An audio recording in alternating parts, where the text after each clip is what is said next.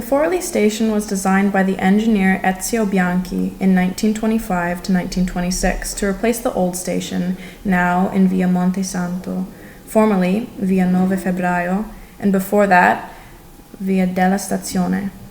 Built in 1861 and currently occupied by a room with a bar and a restaurant. The need for a new station arose from the fact that in 1921 the city had 55,000 inhabitants, and there were more important industrial realities: Bartoletti, Becchi, Benini, Eredagna, Forlanini, and Mangelli. The project was ambitious because it involved raising the structures by the tracks by 6 meters above the entrance, and to obtain this, 700,000 cubic meters of earth obtained from Castrocaro are needed, and brought to Forlì via specially prepared track. The buildings and rails rest on solid reinforced concrete columns that reinforce the structure of the embankment. The words are carried out by Toschi, Company of Bologna. Being elevated, the tracks pass over the city streets by means of 2 bridges, the steam bridge on the Ravignana and the one via Bertini, so that there are no uncomfortable level crossings inside Forlì. To access the trains, users must climb the set of stairs. On the 28th of October 1925, the first stone was laid by Costanzo Ciano, Minister of Communications, and the building was introduced on the 30th of October 1927, in the presence of the Minister of Colonies, Luigi Federzoni, at the same time as the definitive closure of the other facility. The construction in such a short time also required work at night, so much so that the area was completely illuminated. The execution of systems and services is carried out by Ettore Benini, Company of Forlì, whose headquarters were right in front of the station, where a red inscription remains as evidence of the buildings that no longer exist. The company was founded in 1898 and was one of the largest construction companies nationwide. The inscription, dating back to 1930, was recovered in the works of 2010. Previously, the area was abandoned since activity ceased after the war. In its heyday, the 1920s and 1930s, the company extended over 20,000 square meters of land, employed 500 workers in Forlì and around 100 off-site, and had built most of the buildings in the Rationalist district in Forlì, as well as numerous other works in Italy and in the colonies. His is, for example, the viaduct that constructs Mestre de Venice. The administrative headquarters of the company, since 1933, was in one of the twin buildings that you can see in Piazzale della Vittoria. The facade of the station has remained substantially the same since its foundation, with the exception of the Savoia coat of arms, created by the sculptor Roberto di Cupis in bronze, but removed and replaced with the clock, very soon to be shelved and finally destroyed after the war.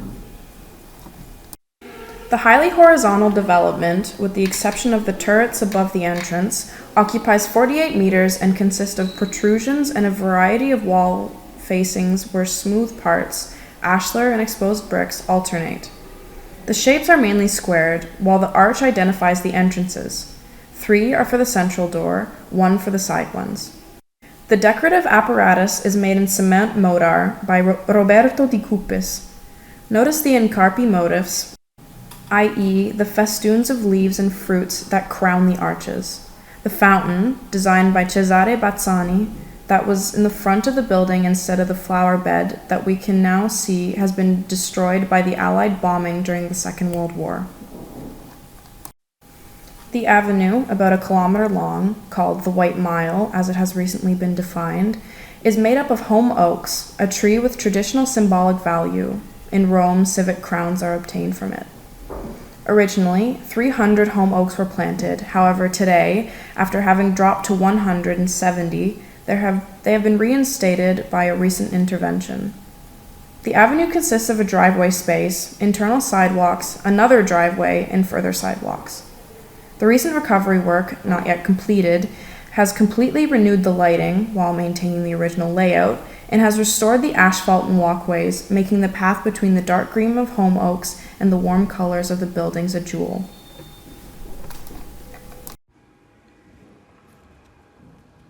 The museum was founded in the 1990s and is protected by the FS Foundation of Rome. It is located in the premises once used as a high-speed goods warehouse, a building dating back to 1927, and consists of a nucleus of local materials relating to the station of Forlì and various other cities in Romagna, and donations of material relating to the theme of the railways from various areas of the world. It also brings together a collection of publications, which includes journals and specialist texts in various languages that make up a thematic library currently being catalogued. The historical archive contains documents in the history of the railway workers of many Romagna stations, starting back from the 1950s. There are more than 1,600 folders containing all the information of the railway activity. Hanging on the walls, you can find the diplomas of merit of various degrees obtained from the Romagna stations and a valuable map from France dating back to 1885 to 1895, which indicates the European railway network. Inside a display case, there are tickets, railway passes belonging to family members of FS agents, and season tickets dating back to the years between 1930 and 1960. The ticket office brings together objects that illustrate the life of those who worked on the railway. The desk is typical of the head of management. We find evidence of the heating system with a series of coal and wood stoves that were used to heat the railway sentry boxes, the workplaces, and the trunks intended for the transport of luggage. Of great value is the safe from 1861 produced by the Vienna company Wertheim, which had a reputation for making invoidable products. This is the safe of the old Forlì station, and it is precisely a model that the company created for the most important stations in Europe. We find a ticket office from the Salario station, paper boards with arrivals and departures from the 1990s, and times tables with movable characters to be entered each time manually from Forlì Popoli station from the 1950s. The entrance. In the entrance, there is a corner dedicated to the Fabi foundry family and to the memory of Franco Fabi, awarded in 2006 as the longest-lived craftsman in the history of Forlì for his foundry, Officina Forlì, founded in 1938.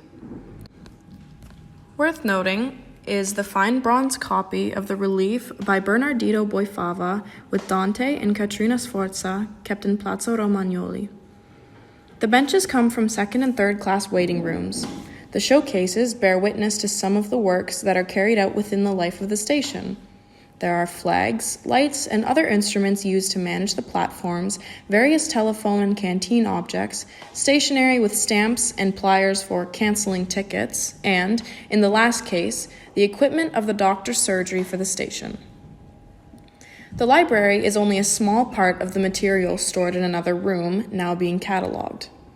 Here, you can see the complete collection of journals from the Italian College of Railway Engineers from 1912 to 2020. The red instruments are a pair of functioning electric blocks which manage through a system of colored symbols and cranks the correct passage of the trains to avoid overlaps and accidents. In what used to be the actual goods warehouse, there are some reconstructed tracks. On the wall to the left, you can admire the reproduction of the Paris station created for the exhibition dedicated to Boldini at the San Domenico Museums, and then donated to the museum. Closer to the entrance, you can see the original version of the Rimini station control, in use from 1965 to 2003. On the wall adjacent to the entrance, you can see sections dedicated to train mechanics. Most of these tools are unique pieces, having been adapted to the concrete needs of track work. The section dedicated to steam traction is very interesting, with the long shovels that introduce the coal into the boiler. You can also notice the magnificent plaques that used to be on the front of turn-of-the-century trains. On the right wall, other tools and decorative devices of the interior. Very particular is the photographs that refer to the disappearing tramway that connected the villages of the Bidente Valley, where you can see the means of transport and two first operators, the head of workshop Leroy Eduardo and the maneuver Cucchi.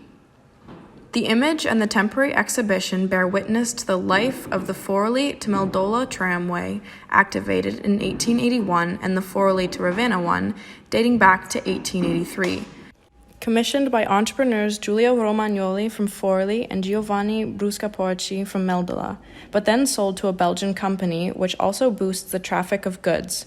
Both ceased operations in 1930, replaced by an SITA bus line. Some objects in the exhibition are truly special, such as the railway cycle called Dreizens. These are so-called rail cycles, which are tools used to move quickly on the tracks by maintainers who can also transport tools easier than on foot. Railway Dreizens derive from velocipedes, called Dreizens, from the name of the inventor, Carl Dreiss. Compared to bicycles, they have a system with fixed pinions, the sprocket, so they cannot use momentum when going downhill. They do not freewheel. But the driver can accelerate and decelerate simply by applying more or less pressure to the pedals. For the same reason, the rail cycles are able to proceed even with a pedaling backwards. Another factor of interest present in the warehouse and inside the external carriages are the dioramas with the reconstructions of various railway routes with functional miniature trains. Inside, there is, for example, the Clausen 21, which reproduces the Cusa station in 1921.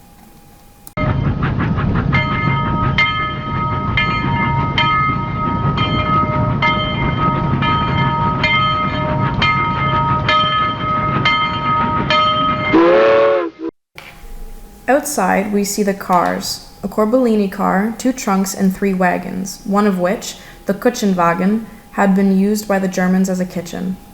The Corbellini carriages were built between 1948 and 1963, but remained in use until the 1980s.